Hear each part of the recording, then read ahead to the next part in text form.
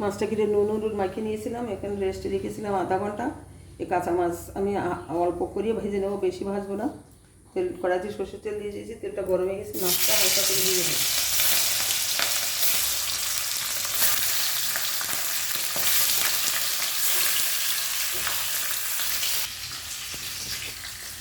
এখানে কালো সর্ষে আর সাদা সর্ষেটা ভিজিয়ে রেখেছিলাম, জলটা থেকে দিয়ে দিচ্ছি শিলের উপর। এখানে কাঁচা লঙ্কা নুন দিয়ে একসঙ্গে বেটে নেবো।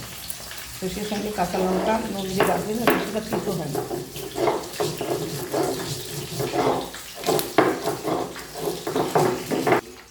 সর্ষেটা আমার বাটা হয়ে গেছে, সর্ষের কাঁচা লঙ্কা এখন আমি তুলে নিচ্ছি, নিয়ে দিয়ে দেবো জল। জল দিয়ে সর্ষেটা আমি ছেঁকে নেব। মাছটা আমি হালকা করে দিয়ে নিয়েছি, মাছটা ভাজা হয়ে গেছে, এখন আমি নামিয়ে নেব।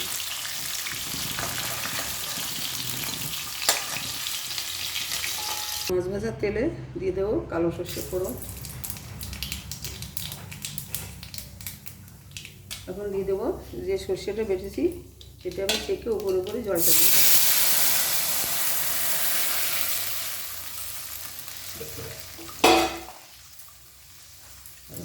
চেপে নিচ্ছি।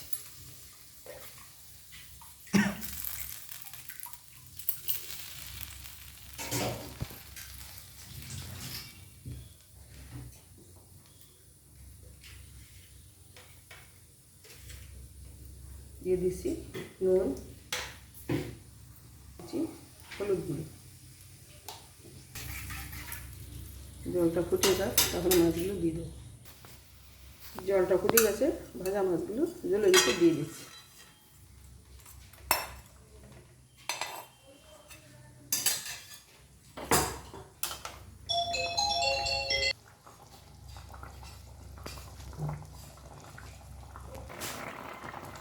দিয়ে দিচ্ছি চিরা কাঁচা লঙ্কা দুটো, দিয়ে দেবো কাঁচা সর্ষের তেল।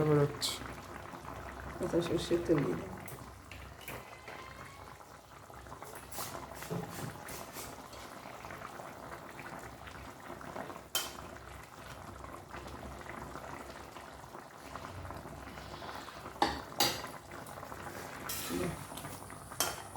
তোমার জল লাগে।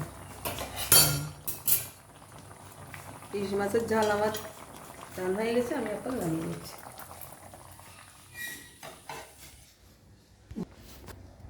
বন্ধুরা, ইলিশ মাছের ঝাল রান্নাটা আপনাদের কেমন লেগেছে কমেন্টে আমাকে জানাবে।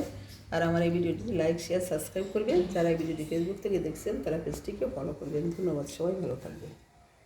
দেখা হচ্ছে দেখা হচ্ছে আরও এরকম নতুন নতুন অনেক রেসিপিতে।